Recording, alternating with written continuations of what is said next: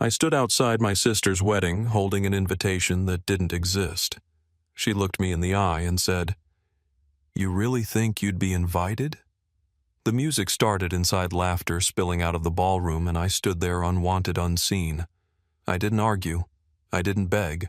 I just left a small gift behind. Hours later, she found out what was inside. That's when her perfect night turned into a storm of phone calls I never answered.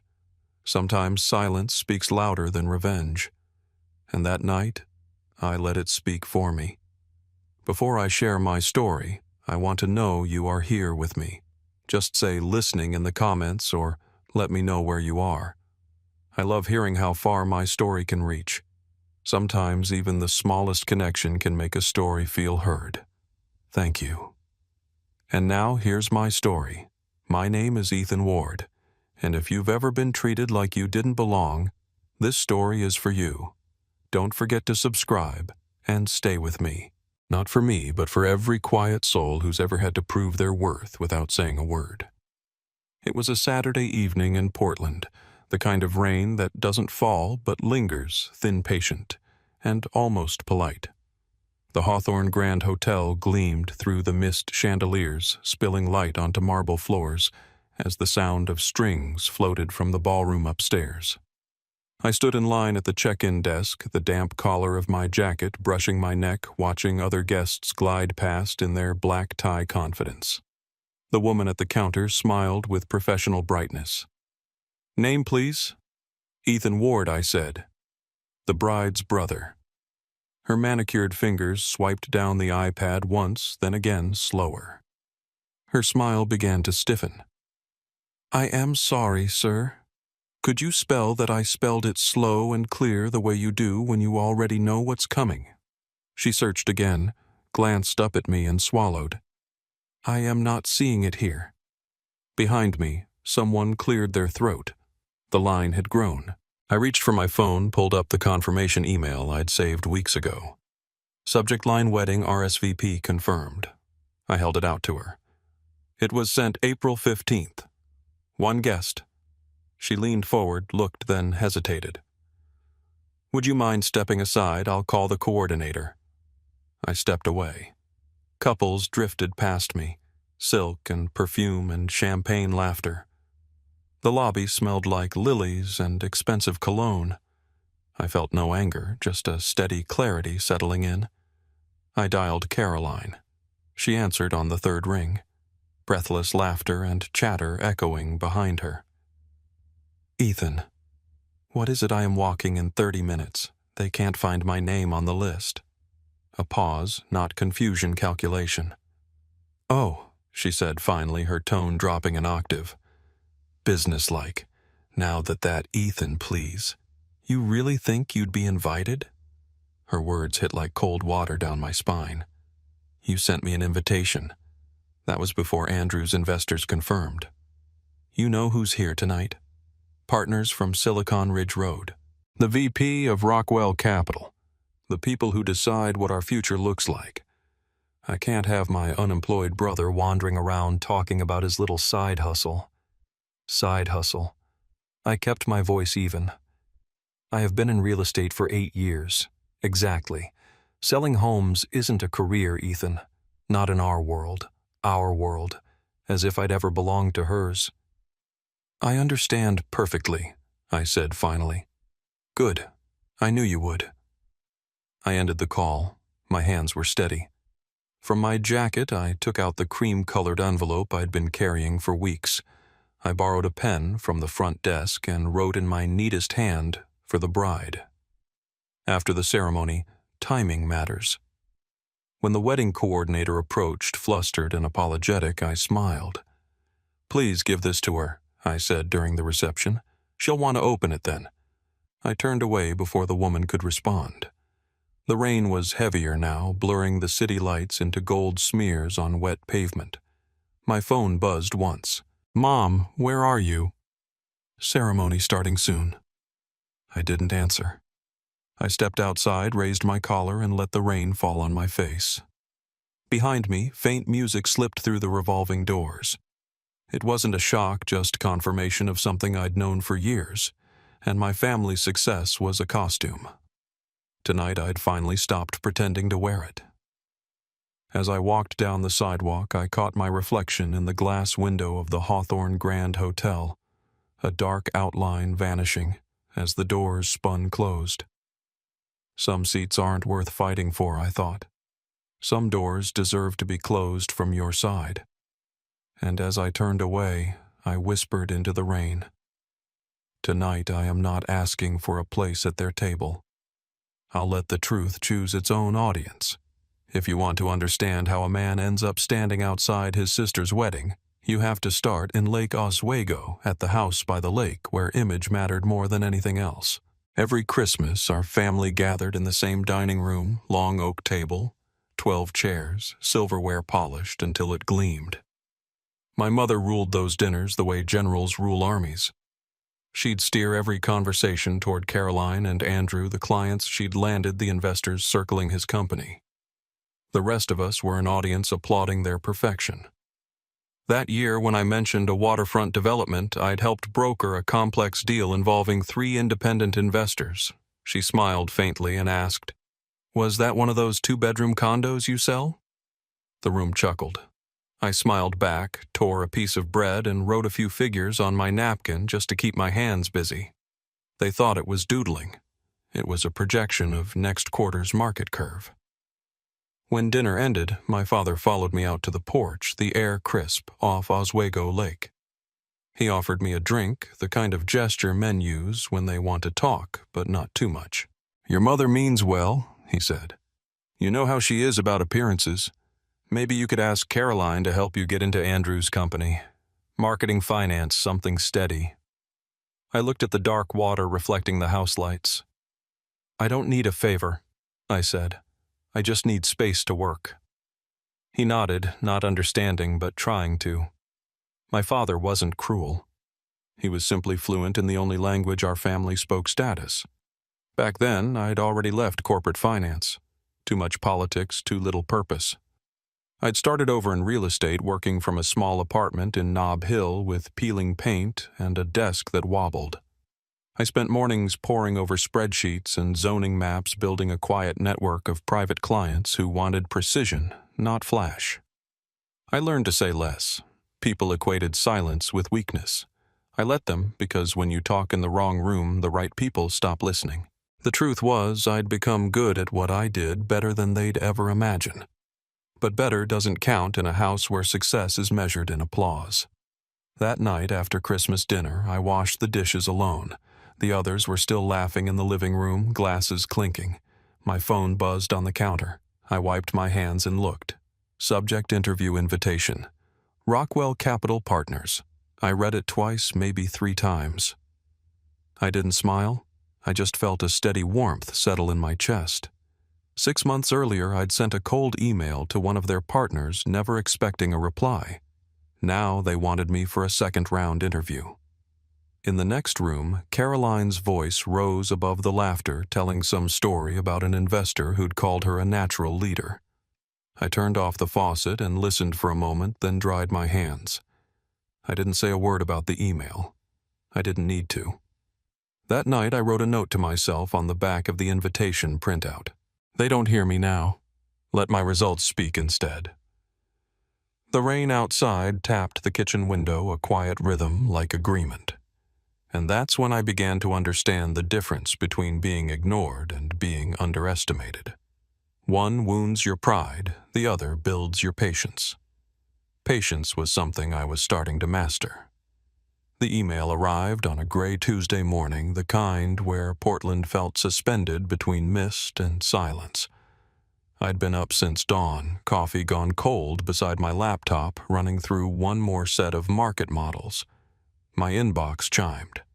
Subject line: offer Rockwell Capital Partners.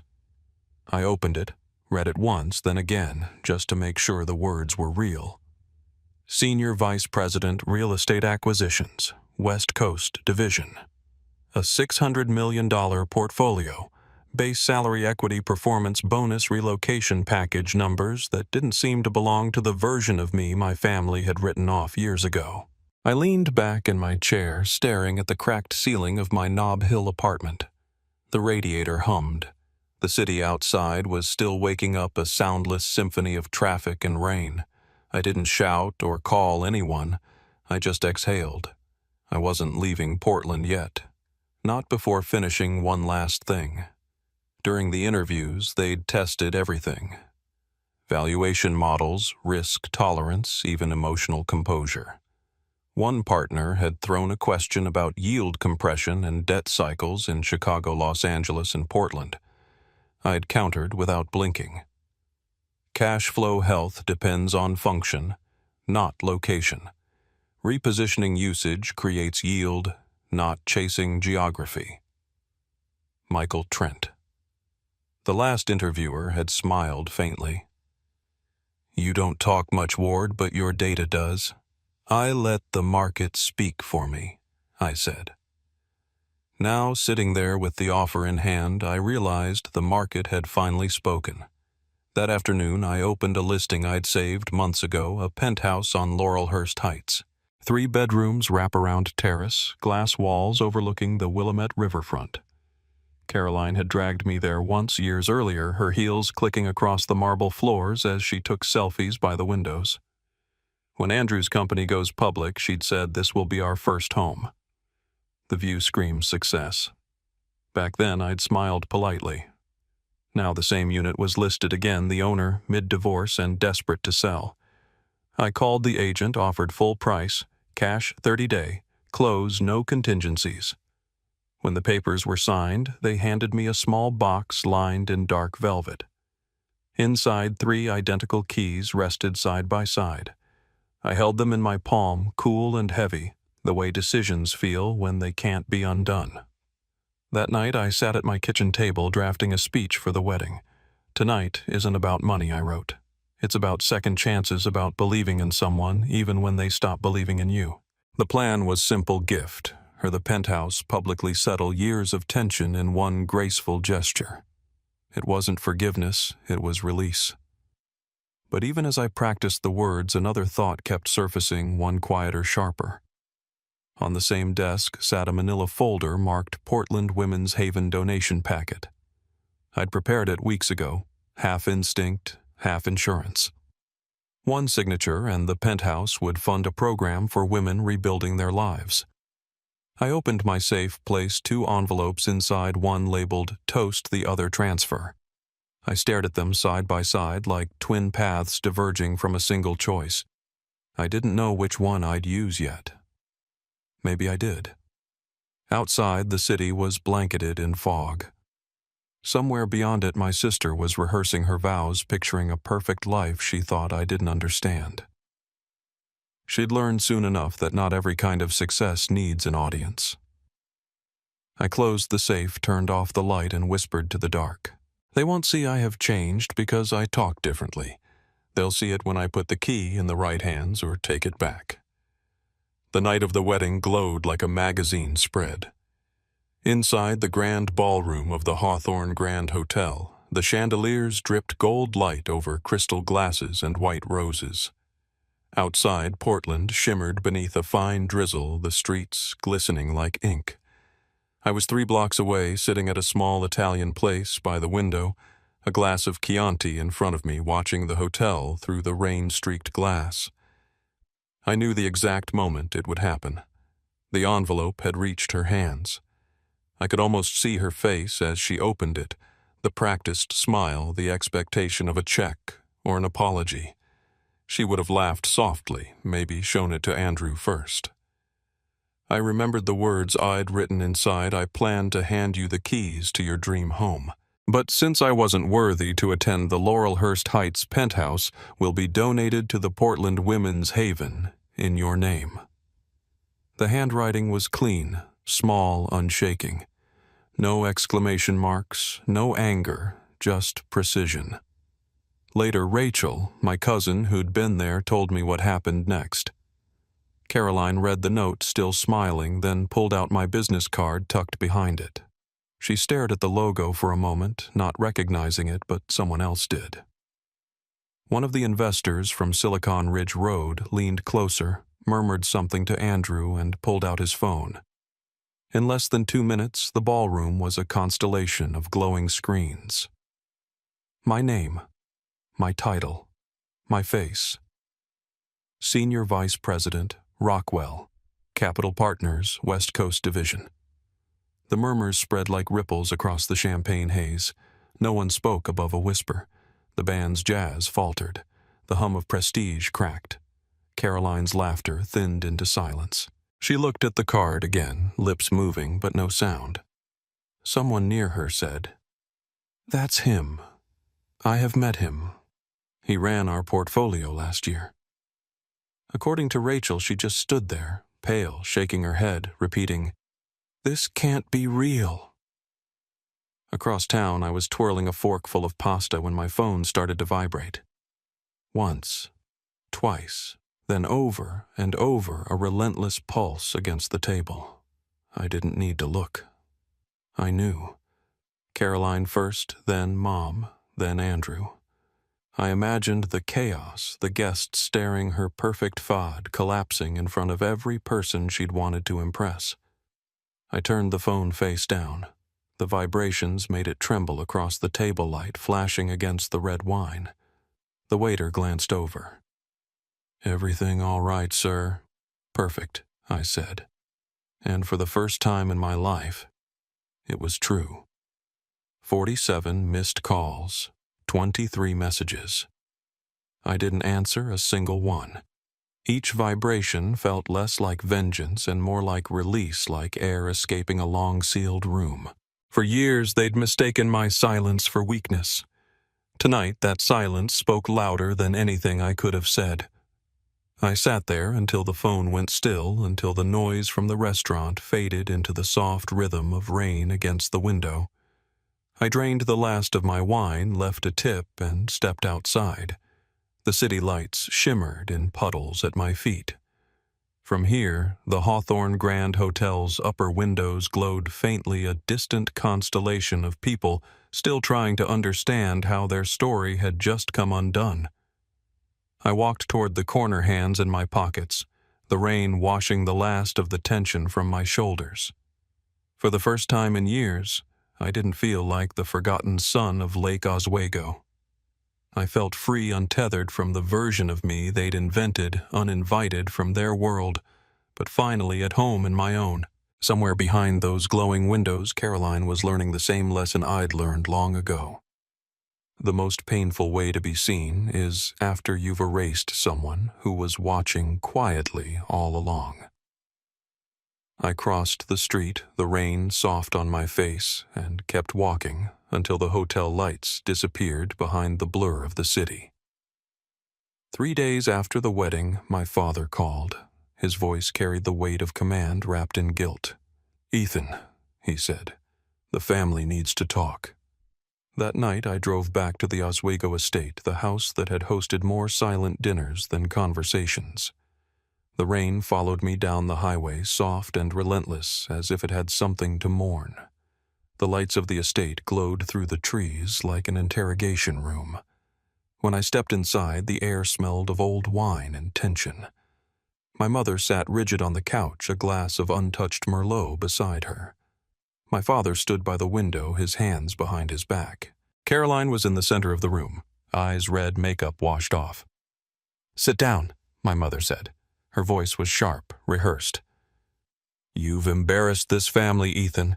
You humiliated your sister in front of investors, colleagues, our entire network." I sat across from them. "No," I said. "I just refuse to be humiliated one more time." Caroline looked up, voice trembling. "You could have talked to me privately. You didn't have to make a spectacle of it." I met her eyes. "You erased my name publicly, Caroline. The least you can do is accept the consequences publicly." The silence that followed was heavier than shouting. My mother glanced at my father, waiting for him to step in. He didn't. "Rachel." My cousin leaned against the fireplace. Her voice cut through the air like a blade.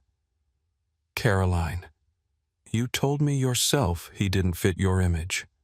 Those were your words. Now look at that image. What's left of it? No one breathed for a full 5 seconds. Even the clock on the mantel seemed to hesitate. Finally, my father spoke. Why didn't you tell us about Rockwell? Because every time I tried to talk about my work, I said quietly, you only heard Caroline's version of success. He flinched just slightly. My mother's jaw tightened. The conversation spiraled after that. Someone, probably Andrew's father, had leaked what happened at the wedding to the business circle. Within 48 hours, 2 of his major investors withdrew from their Series B funding round. The reason stated in the email was precise concern about judgment and family representation. Caroline broke down, tears streaking her face. You've ruined my life, she said. I shook my head. No.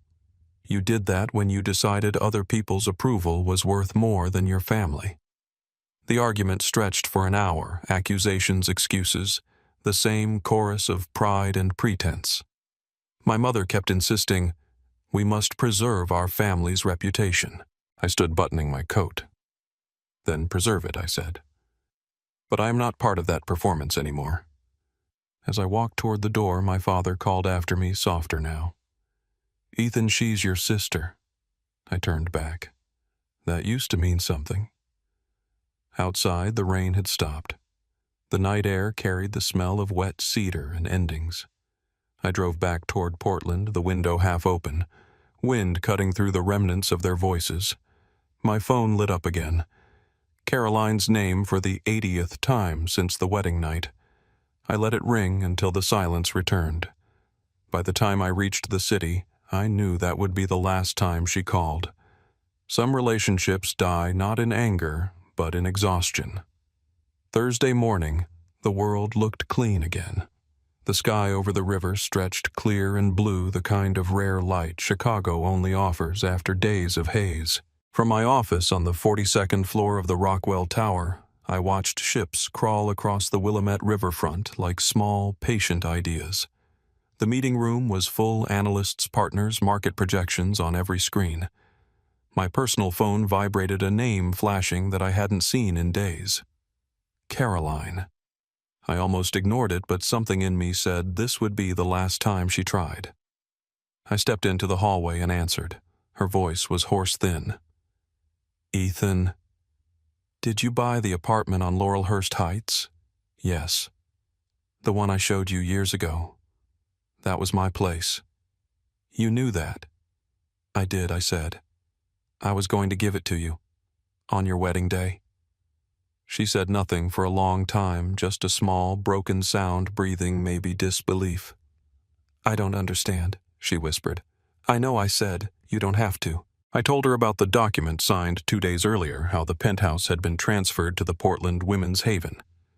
How the board approved its conversion into housing for women rebuilding their lives after financial abuse. They named it the Ward Residence, I said. You can look it up. Her breath caught. You did that to get revenge. No, I said. I did it to end the story. There was another pause, longer this time. The kind where words have nowhere to land. Ethan, she said softly. I am sorry. I believe you, I said. But apologies don't undo the pattern that made them necessary. The call ended at 3 minutes and 40 seconds. I stared at my reflection in the glass, same face, different weight behind the eyes. For the first time, I felt something close to peace. That afternoon, Angela Rivera, the director of the shelter, came to meet me. She was small, with silver hair pulled tight and eyes that missed nothing. She brought a folder of papers and a quiet gratitude that felt more real than any thank you card I'd ever received. That home will change lives, she said. You know, some of the women we help were disowned by their families. One told me yesterday, they erased me from their story. And now, because of you, she has somewhere to start again. I didn't answer.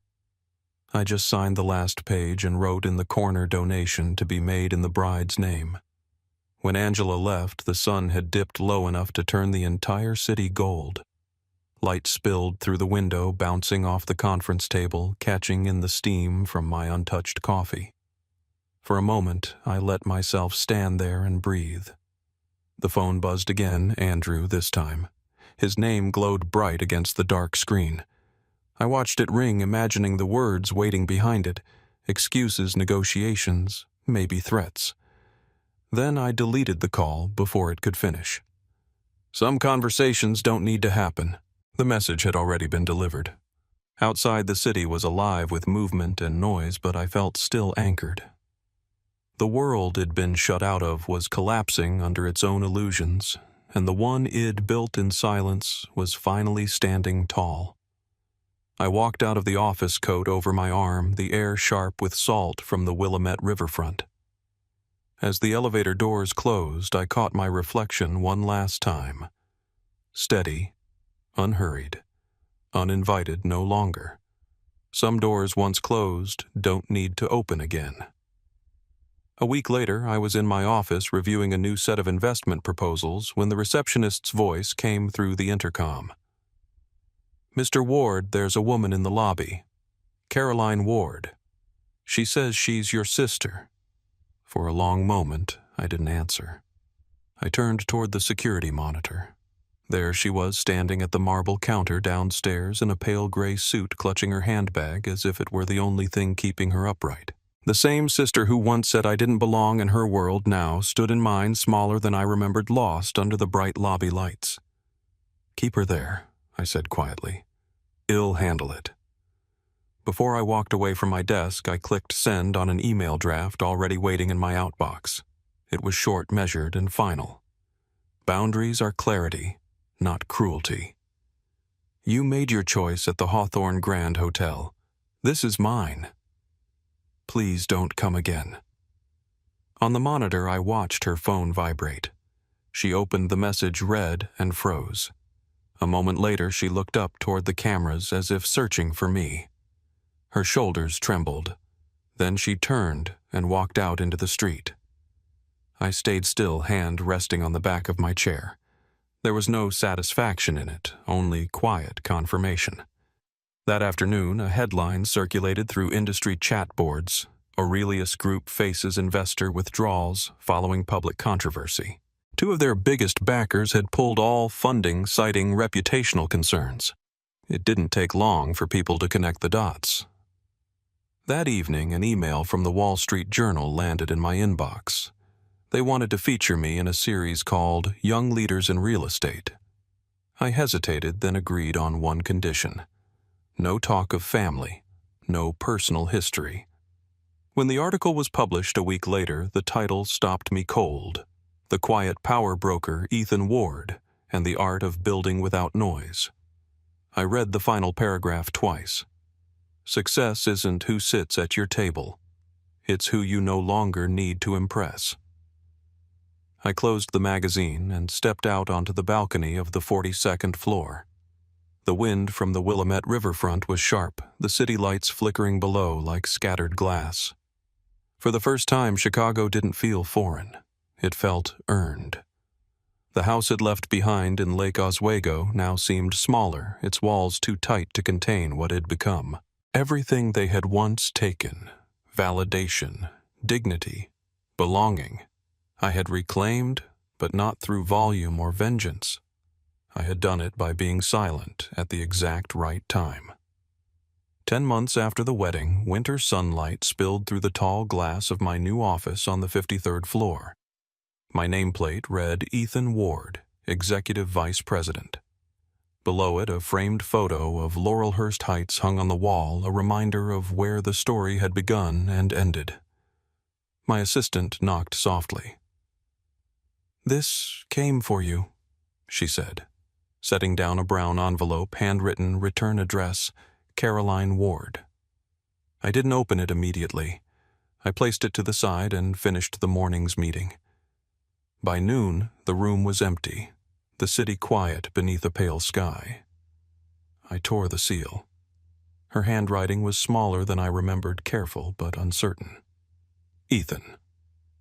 A year ago, I erased your name because I thought success had to be protected by image. Now I know image can't save anyone. I have lost the apartment part of my career and the brother I thought I'd always have. I am not asking for forgiveness. I just want you to know I finally understand that worth isn't about being invited. It's about how we treat the ones we left outside the door. Caroline. I read it twice. No anger rose, no triumph, only calm. The ache had long been replaced by distance. I wasn't angry anymore because anger requires you to keep caring about the outcome. The phone on my desk rang Angela Rivera from the Portland Women's Haven. She was in the lobby asking to see me. When she entered, she carried a folder thick with documents and smiled through tears. "The Laurelhurst Heights penthouse has been sold," she said. "Market value went up. We received $3.5 million. That will keep our programs running for 7 years. 50 women have already found stable housing. Half of them are working again." I stared at her, unable to speak. "Do they know my name?" I asked finally. She shook her head. "No. They just know it's called the Ward Residence." They thanked the person who didn't forget them. When she left, I turned toward the window. The skyline shimmered in late afternoon gold. The signed donation certificate hung framed beside the door, proof not of generosity but of integrity reclaimed. I opened my desk drawer and placed Caroline's letter inside next to the donation papers. Not out of resentment, but respect. It belonged there, part of the record of what I'd learned. You can win without destroying anyone. Rain began tapping the glass. The light reflected off the water below, scattering into shapes that looked almost like envelopes drifting through the city. Everything I'd ever needed to say had already been said in silence. Exactly 1 year after the wedding, I flew back to Portland for a new Rockwell Capital project, an expansion fund for community housing. The car took me through familiar streets, now changed by time and distance. When we passed Laurelhurst Heights, I asked the driver to stop. There it was. The building gleamed white under a soft drizzle, a small brass plaque on the gate. The Ward Residence, Transitional Housing Program. The security guard at the entrance nodded politely, recognizing the name on my badge but asking nothing. I stood there for a while, watching the windows glow with warm light. From the courtyard came the sound of laughter, children playing, women talking softly. A young woman stepped out onto the porch and smiled. "Would you like to come in?" she asked. I shook my head. "No, thank you. I just knew the previous owner." When I turned back toward the car, my phone buzzed. A message from Rachel Carolines back at work. She moved to Selwood, volunteers at the shelter sometimes. I read it twice, then replied, "Good for her." That evening I sat in a small cafe overlooking the Willamette riverfront. The rain drummed gently on the awning. The smell of coffee salt and wet concrete blended into something oddly comforting. I watched people coming and going, their reflections smearing across the glass. For the first time, I allowed myself to remember that night at the Hawthorne Grand Hotel, the humiliation, the sting of being told I didn't belong. Then I realized I wouldn't change a thing. That moment had been the invitation I didn't know I needed. Outside, the city was alive with sound, but inside, everything was still. Later, back at the hotel, I reviewed the draft for Rockwell's new community initiative. On the list of partner organizations, one name stood out: Portland Women's Haven. I smiled and typed a note to my assistant. "Prioritize this fund. Keep my name off the press release. Some victories don't need to be seen." When I left the cafe that night, the rain returned in thin silver lines. I paused at the curb, watching the lights shimmer across the wet pavement.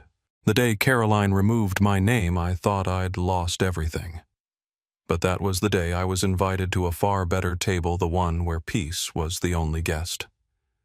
I walked into the rain, letting it blur the city around me until all that remained was light and silence.